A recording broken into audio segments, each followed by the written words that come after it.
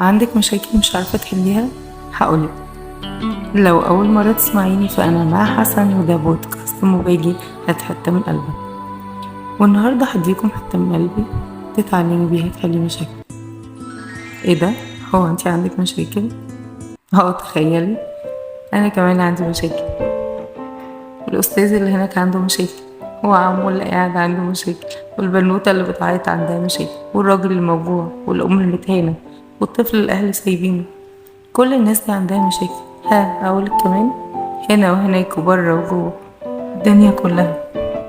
دي طبيعة الحياة، وده اللي خلقنا عليه ربنا. ولولا المشاكل ديت ما كنتش وقعت وقمت واتوجعت، وبعدها ضحكت ورجعت تاني واتوجعت واتعلمت وعرفت. شفت ناس من جواهم غير وشوشهم اللي قدامي. غلطت ورجعت، فشلت ونجحت، ولسه مكمل. دي دنيتنا.